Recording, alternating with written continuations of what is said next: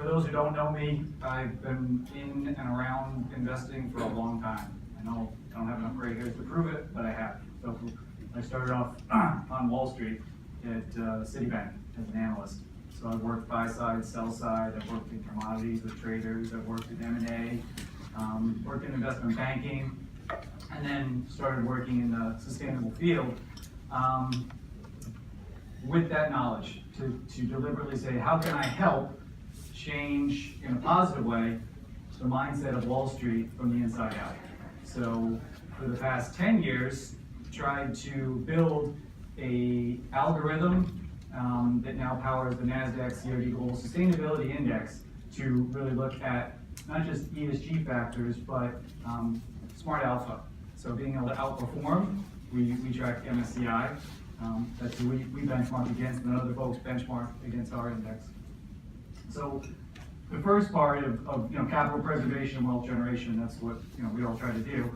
But the shared value creation is something that we've organically come to in our methodology, in the way that we talk to public companies, the stock exchanges, investors, and a new stakeholder group for us, which is local communities. So there's a Venn diagram there. I'm playing hide and seek right now. So I will draw it. So there's 4 circles here, and this is the epicenter. So we're visual people.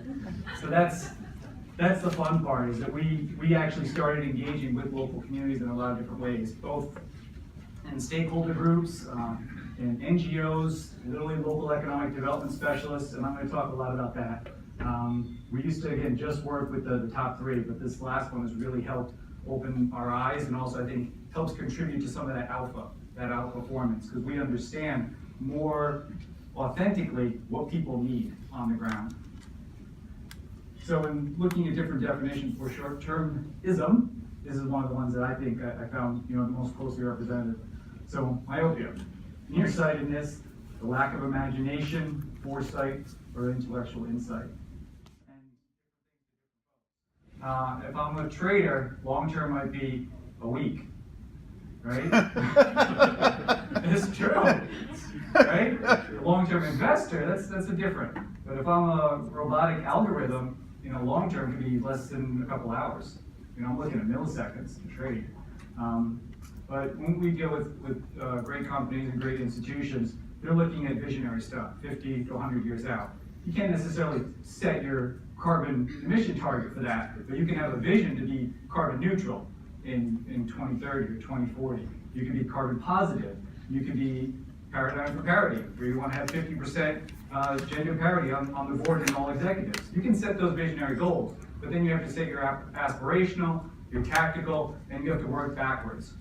It's a very collaborative and sometimes antagonistic process, but from that comes the reality that both from the C-suite, from the boardroom to the mailroom we talk about, you can get people on board. But you have to have those tough arguments, you have to go through that challenge process.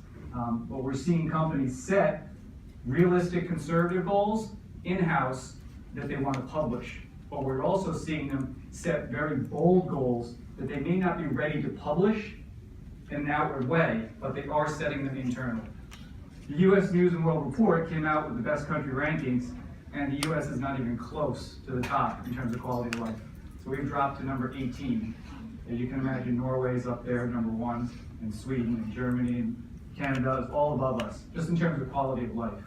And you look at major repercussions by designing a CEO pay system where the CEO of Disney is making 2,200% more than the median average worker. If I'm making 19,000 and the CEO is making 43 million, for the CEO it might be the happiest place on earth, but it's not for the employee. So you have this outrageous income inequality systemically put in there. So as long-term investors, we have an obligation to say, okay, how do we balance this out? Are people expenses, or are they an asset?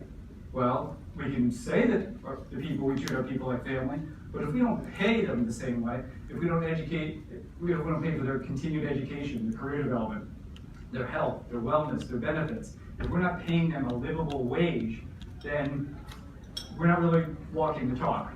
So these have major social ramifications. So when we talk about the long term, the World Health Organization just put out a report that at least 300 million in the world are now clinically depressed.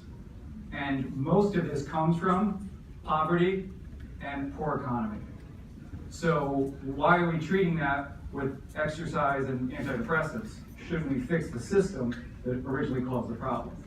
So that's the type of long-term thing. This is a great quote that just came out that Mark brought to my attention. We do not manage the temporary PE ratios. The tail should not wag the dog. And I wonder if you would still use that same phraseology before or after Syria. So this is Jamie Dimon.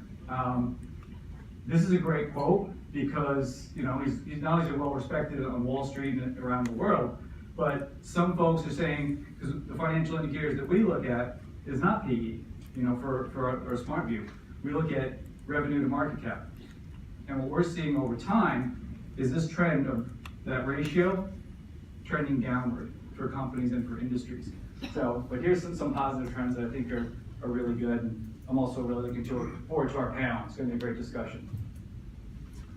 So Lou talked about earlier, we can now quote this number. The numbers are going up, increasing really well. So 1 out of every $5 are ESG screened. Again, so what? What does that really mean? Well, why don't we dig into that a little bit? So there is a ton of room for innovation and technology that will cater to the investor of the future. The great wealth transfer is coming up. So $30 trillion will be shifting to millennials. So that's because a lot of people work really hard and they're going to be able to will that, give that, gift it, hand it over to that next generation. And I have a son who's a millennial.